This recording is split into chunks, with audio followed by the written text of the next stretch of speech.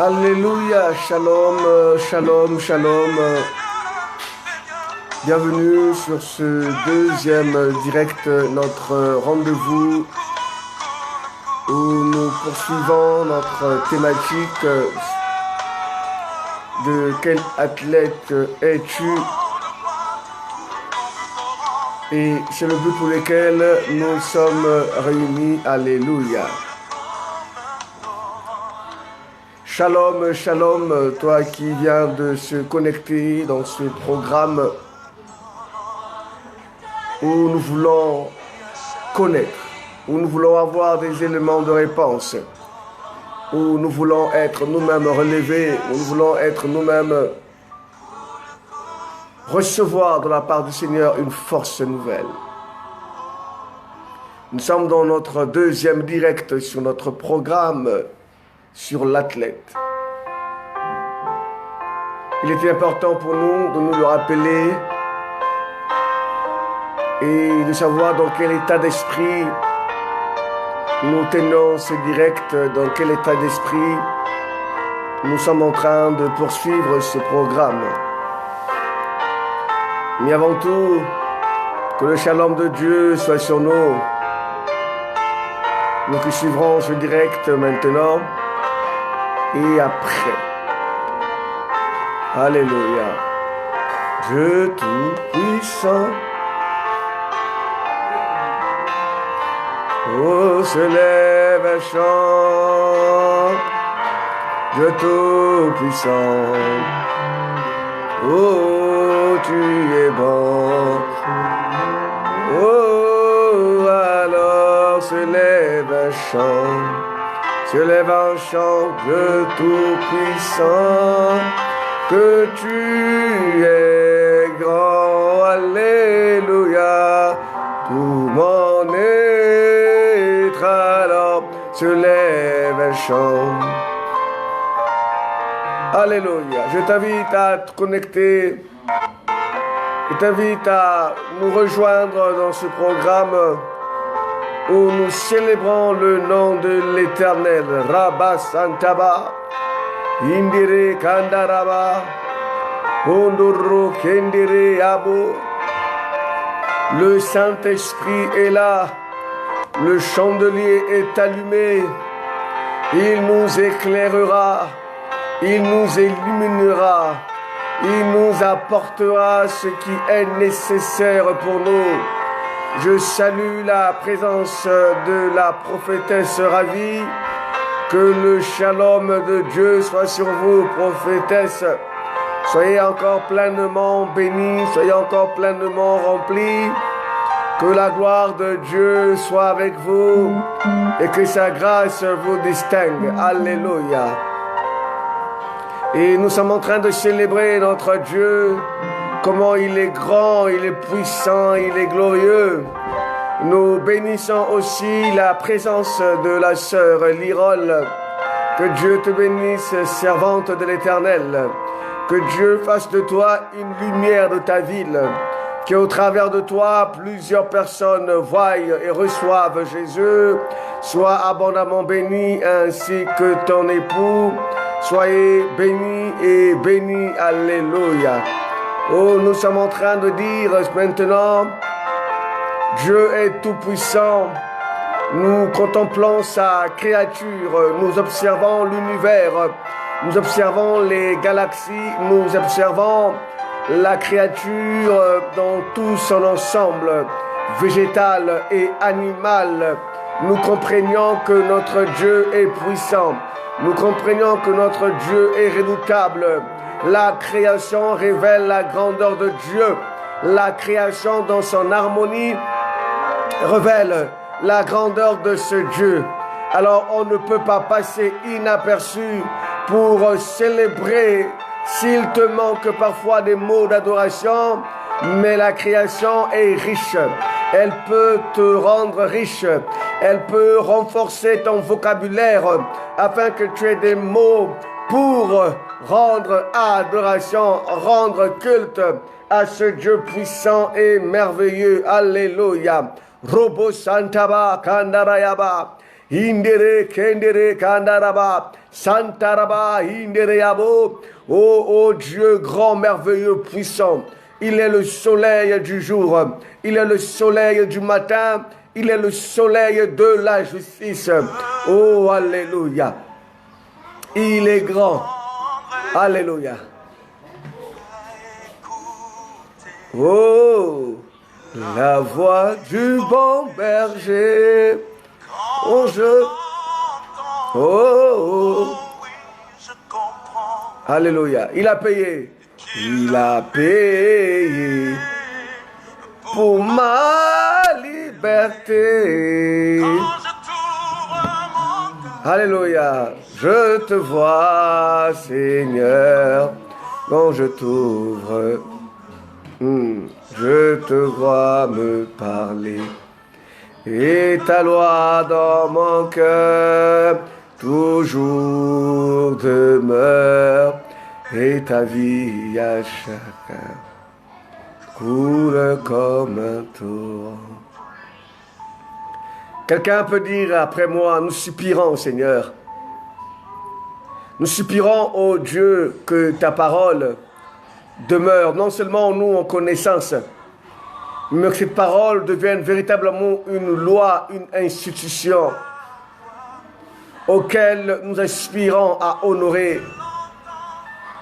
Nous voulons que cette parole devienne pour nous un véritable miroir auquel nous sommes appelés à nous mirer chaque jour et à nous conformer à l'image auquel nous voyons. Oui.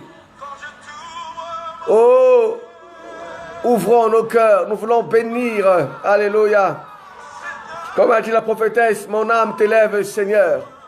Merci pour ce moment de grâce. Oui, nous devons le dire, nous devons le dire. Nous devons le célébrer par nos instruments, les tambourins, les flûtes.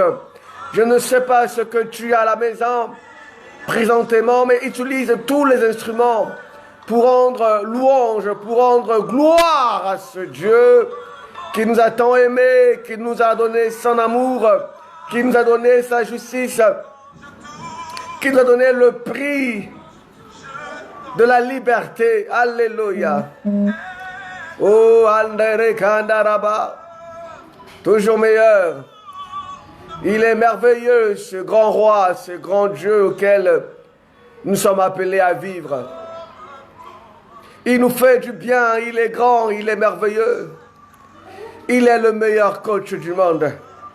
Il sait quelle est la bonne personne qui doit mettre à tes côtés afin que tu sois heureux, afin que tu sois heureuse. Il connaît les bonnes personnes. Il connaît qui est utile pour toi. Il sait tout. Il connaît tout. Oh, alléluia. Il est un Dieu. Le torrent, oui. Sa parole nous touche, nous rend encore libres. Alléluia. Je bénis mon bien-aimé, le frère Bresnan depuis Dijon. Sois aussi béni, sois aussi béni. Alléluia. Que la grâce de Dieu soit sur toi. Que la grâce divine visite ta famille. Shalom à toi aussi, mon épouse qui nous dit shalom. Sois aussi béni. Que l'amour de Dieu se repose sur toi. Que la grâce de Dieu t'élève encore plus haut et plus haut, afin que tu sois une femme de feu et battante, capable de conduire toute une armée céleste. Nous sommes en train de célébrer ce grand roi. Toi qui nous rejoins, un seul mot, c'est que nous voulons rendre grâce. Nous voulons rendre grâce. Nous voulons élever ce grand roi. Nous voulons bénir son saint nom. Nous voulons le contempler encore. Si tu n'as pas les mots, tu n'as qu'à voir ta vie, tu n'as qu'à voir l'univers. Alléluia. Tu auras des mots. Tu pourras dire quelque chose qui lui ressemble, qui est attaché à son identité. Chacun de nous l'élève pas de la même façon. D'autres le voient comme le guérisseur. D'autres le voient comme celui qui pourvoit. D'autres, chacun de nous a un mot. Mais il est le tout. Il est le tout. Il est le tout. Il est le tout. Il est le tout. En lui et en lui, nous avons pleinement reçu. Alléluia. Oui, shalom, Rudy. Que Dieu te bénisse depuis la Russie. Que Dieu te comble. Que Dieu fasse de toi un instrument de bénédiction. Que à travers de ta vie, plusieurs reçoivent Jésus. Et que la grâce divine soit sur toi. Reçois cette huile d'onction. Alléluia. Randaba Kendereabo. Nous voulons le célébrer maintenant. Célèbre-le. Ensemble, on va chanter. Dieu, oh, alors se lève un chant. Dieu tout-puissant. Alléluia, que tu es grand. De tout mon être, alors se lève un chant. Alléluia, Dieu tout-puissant, que tu es. Oh oui, oh oui. Alléluia. Alléluia, alléluia. Dieu tout-puissant. Tout l'univers créé par son pouvoir. Oh, de tout mon être. Oh, les éclairs et les tonnerres. Oh, a su penser à moi.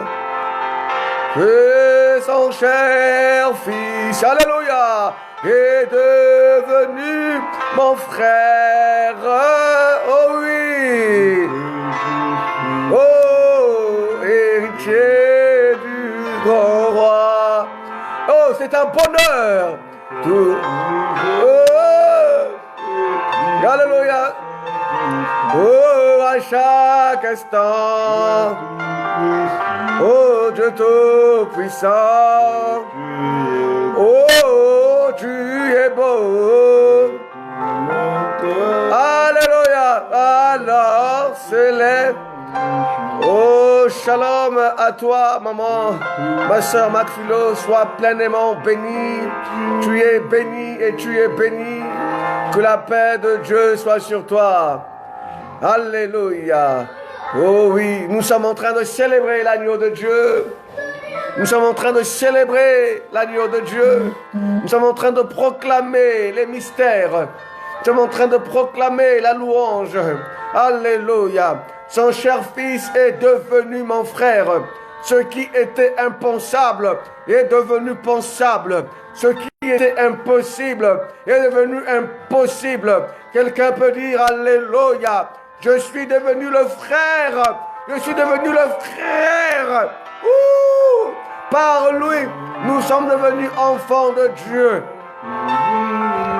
Alléluia. Oh, nous célébrons le nom de Dieu. Oh, Yahweh. Alléluia. Nous sommes en train de célébrons Jésus. Célébrons l'agneau de Dieu. Célébrons celui qui est immolé. Célébrons celui qui est mort pour nous. Célébrons celui qui a fait de nous des fils de Dieu. Célébrons pour nous celui qui nous a délivrés de la malédiction. Célébrons celui qui nous a délivrés de la servitude.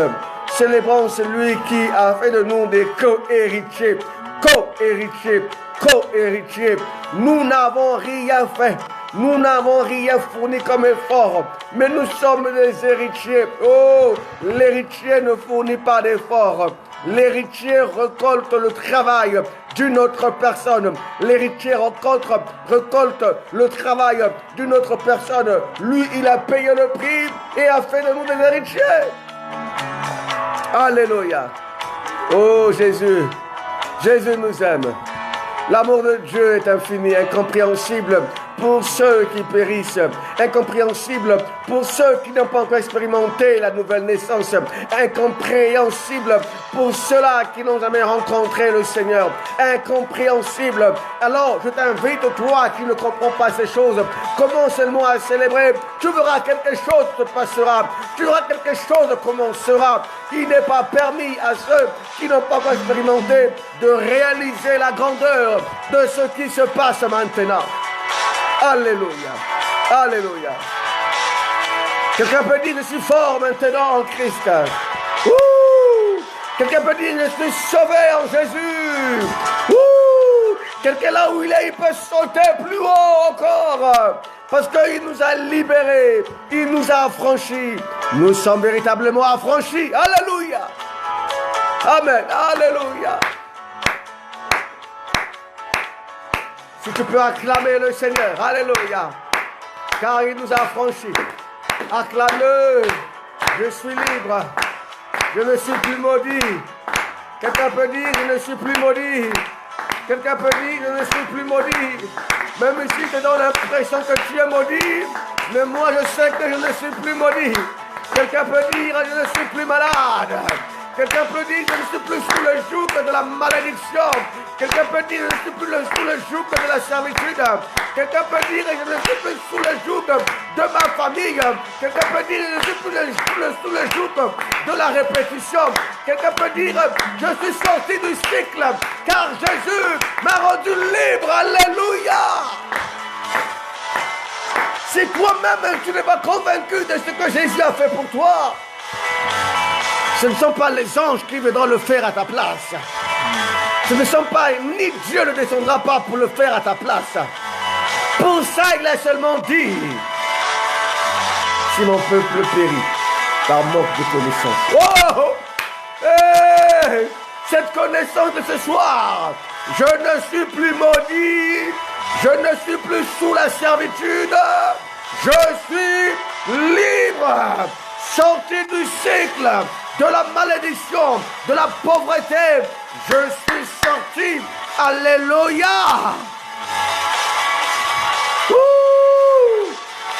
Quel bonheur de savoir qu'on est libre, Jésus.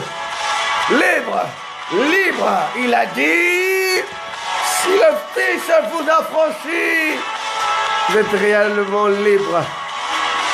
Oh, alléluia. Alors je t'invite là où tu es à élever ta voix. Saint-Esprit, nous voulons compter sur toi. Nous sommes des hommes limités. Nous sommes des hommes très limités. Mais Seigneur, ce soir, nous venons vers toi afin que tu nous apportes la matière. Afin que tu nous apportes ton esprit, afin que nous parlions en ton nom. Nous refusons, oh Dieu, que nous parlons de notre intelligence. Nous refusons, oh Dieu, que la sagesse humaine l'emporte sur ta sagesse. Nous refusons, oh Dieu, alléluia, que notre intelligence prenne le dessus. Mais Randaraba Kendere, nous voulons pleinement compter sur toi. Parle-nous, révèle-nous, instruis-nous, car c'est ton rendez-vous. Afin que nos âmes te bénissent, afin que nos esprits louent ton Saint-Nom, et que nos vies aillent encore de gloire en gloire. Parle, Seigneur, ton peuple et ton serviteur veut recevoir. Par le nom puissant de Jésus, nous disons Amen. Amen. Alors, si tu as été béni, quelqu'un peut dire avec moi Amen là où il est. Amen. Je veux recevoir ton Amen. Amen. Amen. Alors, sois émerveillé. Alléluia. Bénis l'Éternel, mon âme. Alors, nous allons passer sur la thématique qui nous réunit ce soir. Je t'invite à prendre ta Bible, à ouvrir. Nous allons avoir le texte qui nous rassemble d'abord, Nous sommes dans le livre de Éphésiens au chapitre 3. Je vais dire de Philippiens au chapitre 3, Philippiens 3. Si quelqu'un a trouvé le texte, peut dire Amen. Alléluia, Alléluia. Philippiens chapitre 3. Amen. Alors, nous sommes au verset 12. Philippiens 3 au verset 12. La Bible nous dit ceci. Ce n'est pas que j'ai déjà remporté le prix. J'aimerais là où tu es, tu soulignes, ce n'est pas que j'ai déjà remporté le prix. Souligne, j'ai déjà, ce n'est pas que j'ai remporté le prix. Tu peux le souligner avec moi. Ensuite, ou que j'ai déjà atteint la perfection. Ah, souligne encore ce mot. Mais il dit, je cours pour tâcher de le saisir. Puisque moi aussi, j'ai été saisi par Jésus.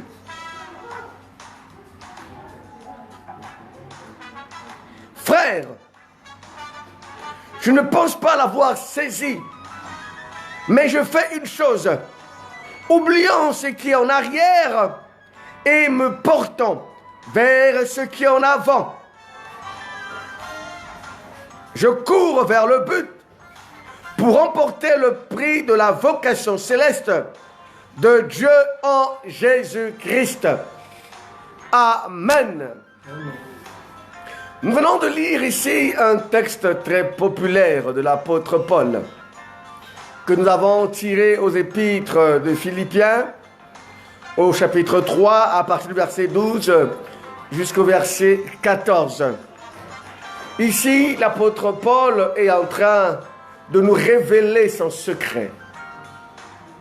Le thème intitulé de nos 3 jours, nous l'avons dit, de quel athlète es-tu?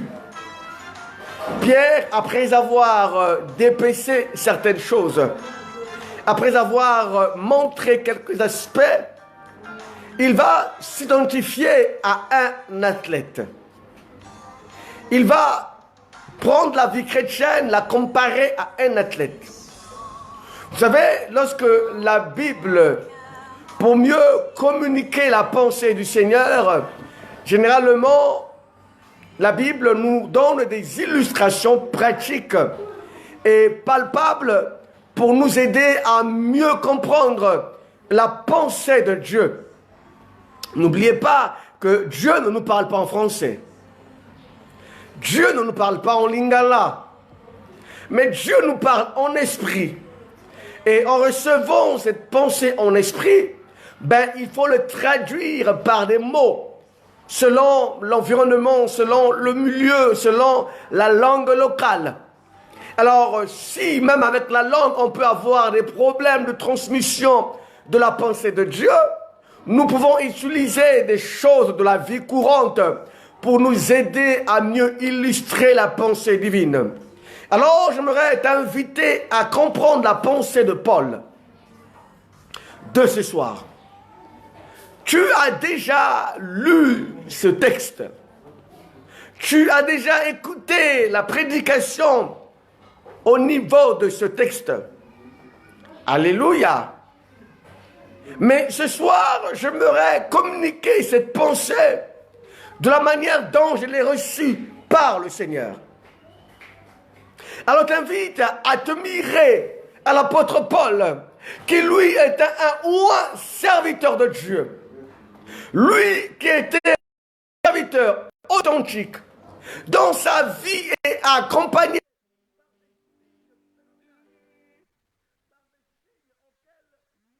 vont nous attendre. Alléluia. Oui, quand nous voyons la vie de l'apôtre Paul, elle est une vie remplie de miracles. La Bible dit de lui que par ses mouchoirs, il guérissait les malades. Il était un homme qui avait la révélation de Christ. Il était un homme doté d'une grâce exceptionnelle. Il était un homme doté d'une capacité surhumaine. Chose que toi et moi n'avons pas encore atteint la dimension que Paul avait. Paul, dans sa marche avec Dieu, incarnait la sainteté. Dans sa marche avec Dieu, incarnait la crainte. Il était loyal à la parole de Dieu. Il était un exemple, un modèle de foi.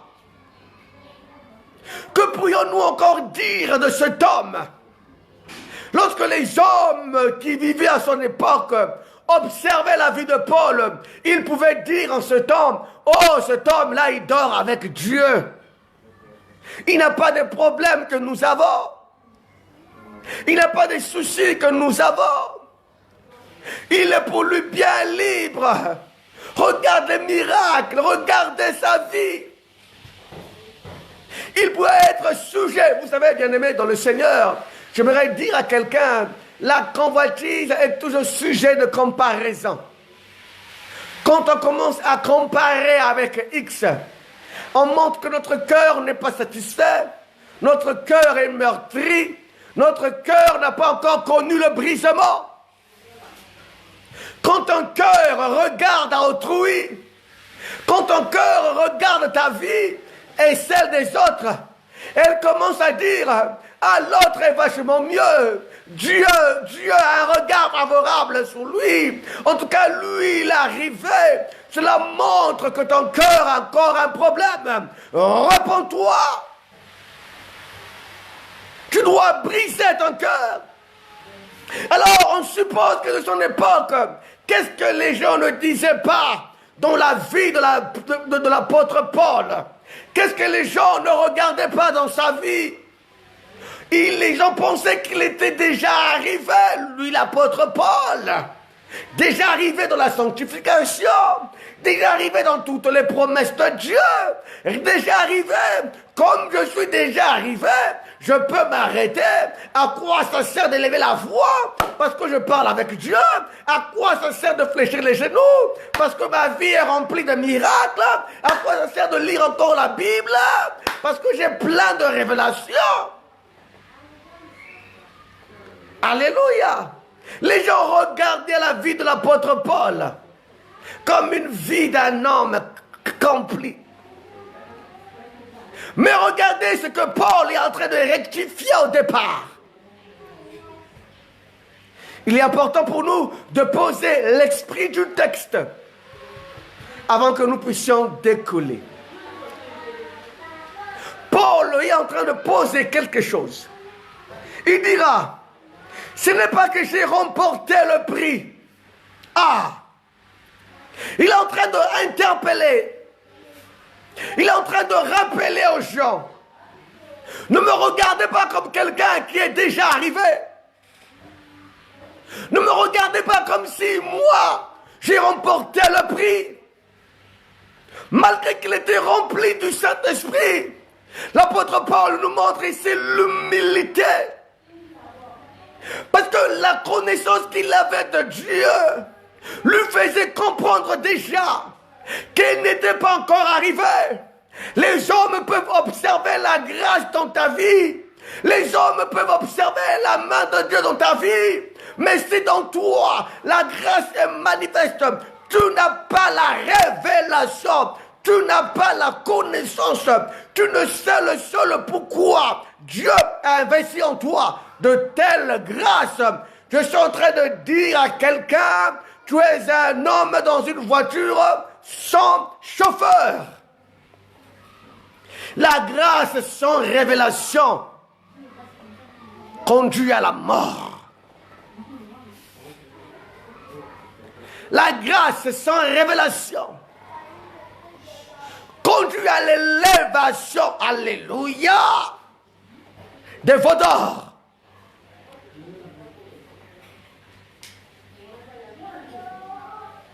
Si tu ne connais pas ce que Dieu a investi en toi, la grâce ne te servira à rien. Elle te détruira. L'apôtre Paul connaissait ce qu'il avait reçu. Il pouvait paraître devant les hommes et dire « Alléluia, je suis arrivé, Alléluia, j'ai déjà remporté le prix. » Ici, quand on parle du prix, ce n'est pas le prix d'un objectif personnel qui s'est fixé. Ce n'est pas le prix à payer pour obtenir ou à réaliser un projet de mariage. Il faut un prix, il faut beaucoup de sacrifices. Ce n'est pas le prix ici dont il parle. Parce que j'ai rêvé aller quelque part. J'en ai payé le prix, l'humiliation, le rejet, pour que je puisse atteindre l'objectif que je me suis fixé. Ce n'est pas de ce prix-là dont l'apôtre Paul est en train de faire allusion dans notre première partie de ce texte. L'apôtre Paul parle du prix de la vocation céleste, à savoir, lorsque l'ange sonnera de la trompette, lorsque Jésus reviendra pour couronner ceux qui ont été fidèles, le prix rattaché à son ministère, le prix rattaché à son parcours sur la terre, le prix que nous devons recevoir à la fin du parcours. Je ne parle pas ici de la mort. Ce prix, on ne le donne pas à la mort, mais nous allons le recevoir lorsque le Seigneur viendra, où tout est accompli, tout est achevé, le diable est jugé, la sentence est tombée sur lui. Les fils et les filles de Dieu recevront leur récompense. Il parle de ce prix-là. Alors il faudra déjà maintenant revoir l'objectif de tes prix. La foi chrétienne, le prix à payer n'est pas terrestre. Le prix à payer est céleste. Le prix à payer est céleste.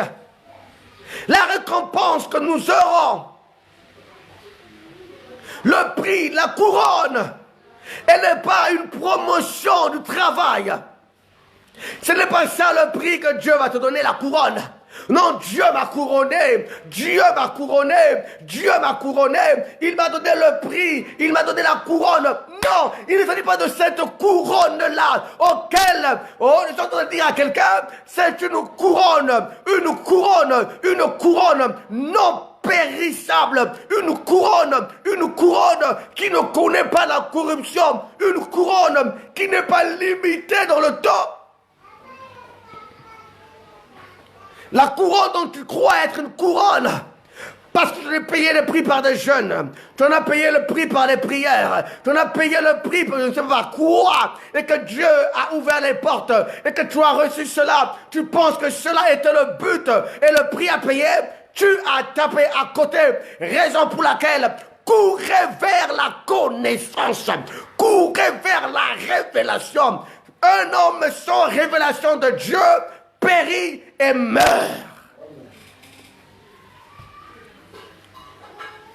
L'apôtre Paul connaissait qui il était, raison pour laquelle il s'est permis de recadrer les gens. Il s'est permis de dire aux gens la réalité de son cœur. Il dit, ce n'est pas que j'ai remporté le prix. D'autres personnes, le but principal pour venir à l'église, c'était un problème d'emploi, d'autres un problème de maternité, d'autres un problème de fécondité, d'autres un problème parce que la nuit ils ne dorment pas. Alors, c'était le but de ces motivations. Une fois qu'il vient à l'église et que Dieu ouvre les portes, ah oui, il est arrivé quoi. Il a eu le prix, c'est bon. Il arrête la foi. Il a eu la connaissance d'un verset biblique C'est bon, il a eu le prix, il a été couronné, il s'arrête là, il se auto-élève lui-même, pasteur, diacre, je ne sais pas quoi. Il est le premier à aller faire des leçons de morale aux autres. Il est le premier à pointer du doigt aux autres. Il croit lui-même avoir remporté le prix. Alléluia. Amen. L'apôtre Paul est en train de recadrer les choses. Il dit non, ne me regardez pas comme si j'ai eu le prix. Il dit encore où j'ai atteint la perfection. Non. Et autre leur dit ne me regardez pas comme si j'étais devenu un Dieu. Comme si j'ai atteint la perfection. Oh, que la connaissance de Dieu, celui qui a véritablement reçu la connaissance de Dieu, est caractérisé par le sens d'humilité.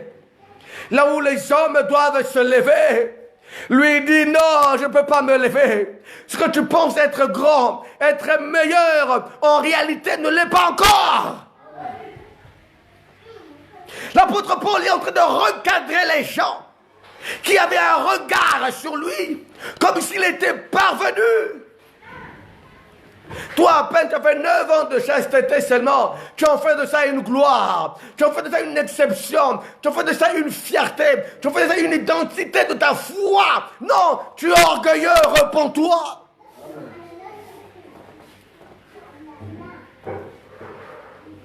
Parce que tu te sanctifies, tu fais de ça une priorité. Lorsque les autres te regardent, ça renforce ton moi. Non! L'apôtre Paul ici est en train de dire une chose. Il dit, je n'ai pas atteint la perfection. Parce qu'il sait que le salut dans l'homme n'est pas encore achevé. Parce qu'il sait que le salut dans l'homme est parti.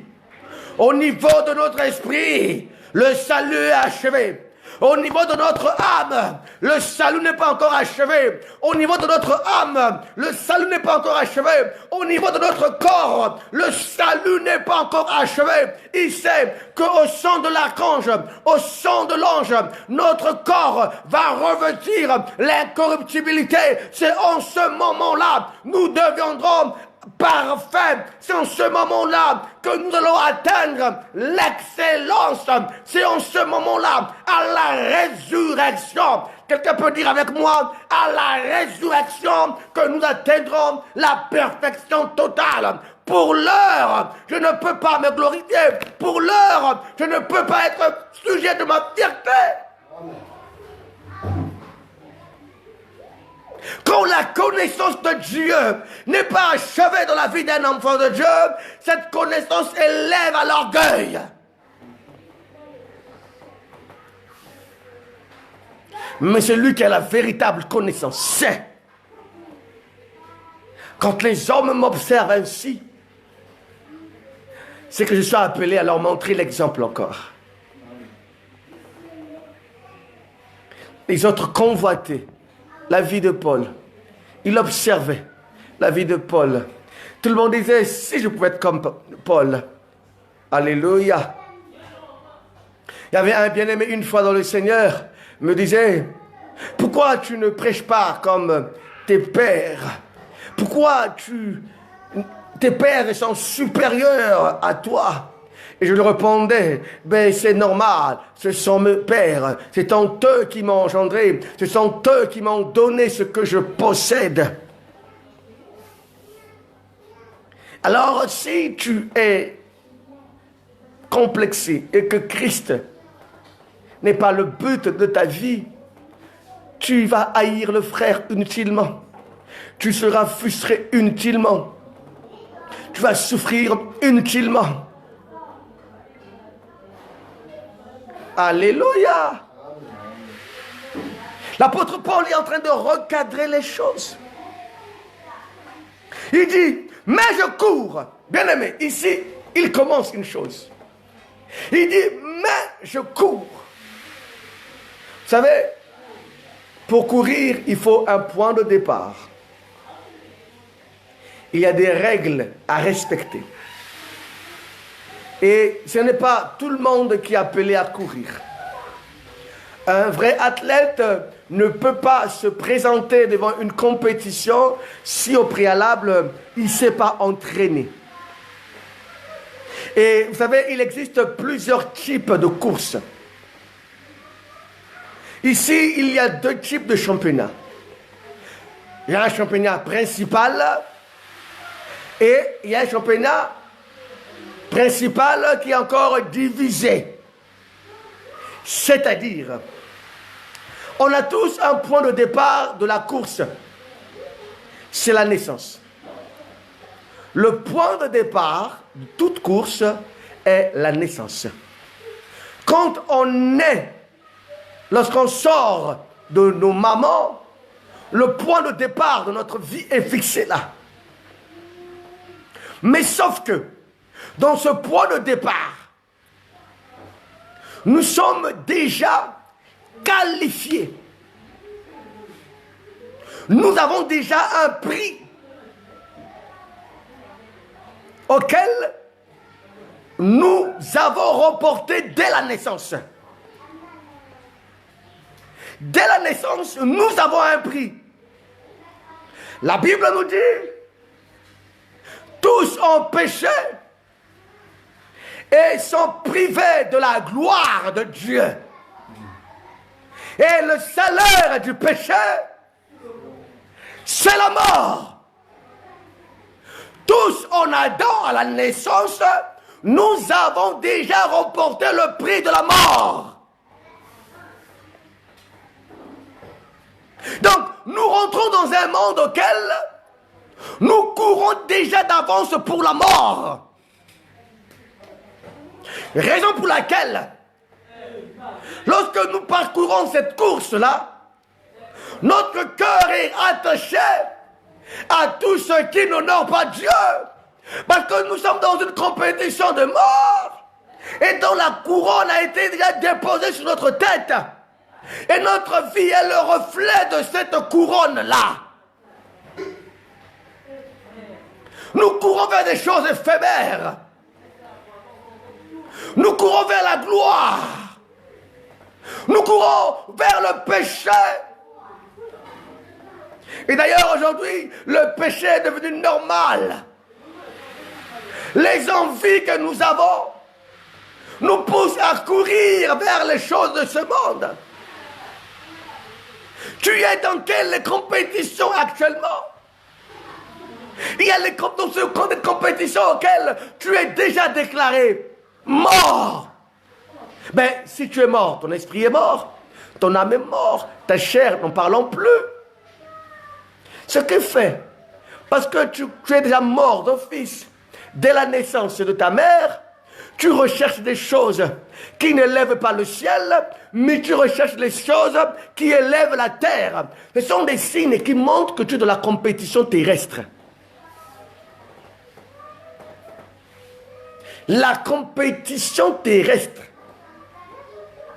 elle est faite de lutte. Ou dans cette compétition, on est prêt à faire périr l'autre. Parce que je veux, moi seul, prendre telle place, telle chose. La compétition terrestre te pousse à convoiter. Raison pour laquelle les frères commençaient à convoiter Paul.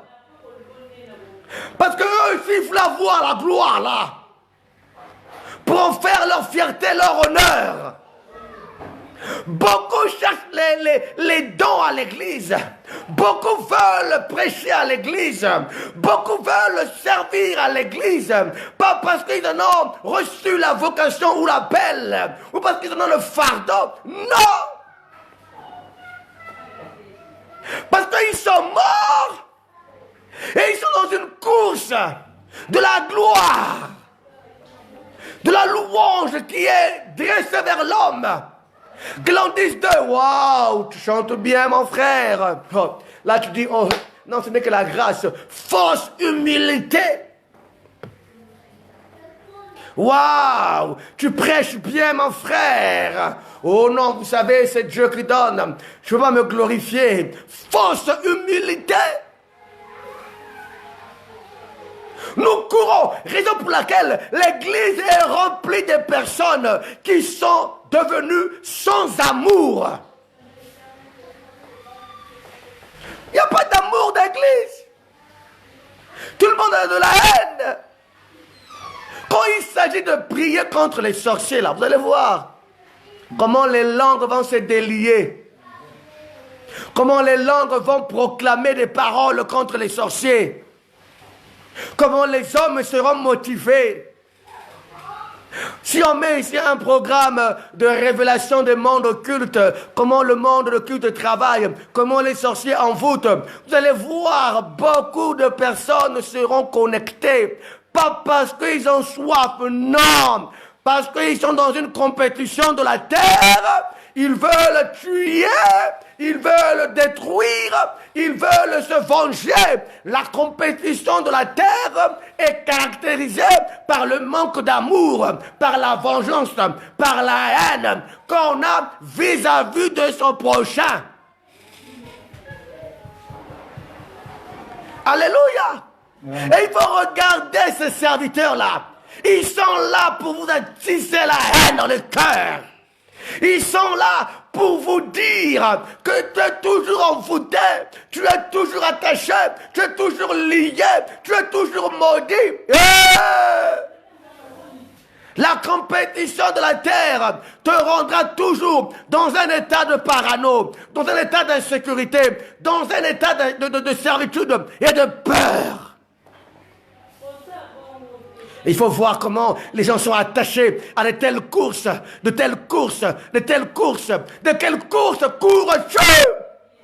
Tu cours vers les prophètes de ce monde parce que tu as reçu la couronne de la mort.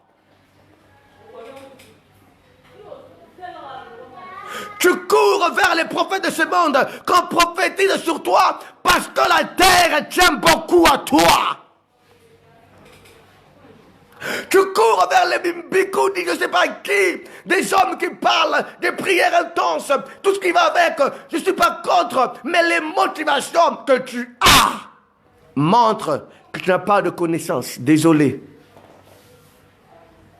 Et cela te prédispose à la compétition de la terre. Et la compétition de la terre, quand tu cours, quand tu obtiens, tu t'arrêtes. Alléluia. Tu cours vers les choses de ce monde. Tu cours, tu manques de paix et tu souffres dans tes prières. Ils ne sont pas heureux, ceux qui compétissent dans les choses de la terre. On n'est pas heureux, on souffre. Alléluia. Mais celui qui sait qu'à la croix de Golgotha, que le Christ a porté ma maladie. À la croix de Golgotha, je devrais même dire, bien même avant, parce que la femme qui a coulé le sang pendant 2 ans est venue, il a touché l'habit de Christ, elle a été guérie. Donc avant même qu'il passe à la croix, le problème de la maladie a été résolu. Alléluia. À la croix de Golgotha, il a porté la malédiction. Il a dit à la croix de Golgotha, il n'y a plus de condamnation pour ceux qui sont en Christ. Alors, si tu as la révélation de la croix de Golgotha, tu ne vas pas te torturer à chercher qui est le sorcier, qui est le coupable, qui est le malheur, qui me maudit. Je dois remettre qui est l'ange, qui est le prophète de malheur de ma vie. Christ t'a réellement affranchi, tu ne courras plus vers ces choses. Tu ne diras plus, mon mariage a été volé, mon mariage est combattu par le sorcier, je suis maudit, je suis ceci, je suis ceci. Non! Quel est ton point de départ? Le point de départ de la naissance te pousse à compétir pour les choses de la terre. Alléluia. Il y a un autre point de départ, celle de la nouvelle naissance. Celle de la nouvelle naissance. Jésus a dit à Nicodème, ce n'est ni la chair, ni le sang, mais il a dit ceux qui sont nés d'esprit, sont esprit. Ceux qui sont nés de Dieu, ne courent pas vers les choses d'en bas, mais ils courent vers les choses d'en haut, parce qu'ils savent qu'en Christ, nous avons tout reçu pleinement. En Christ,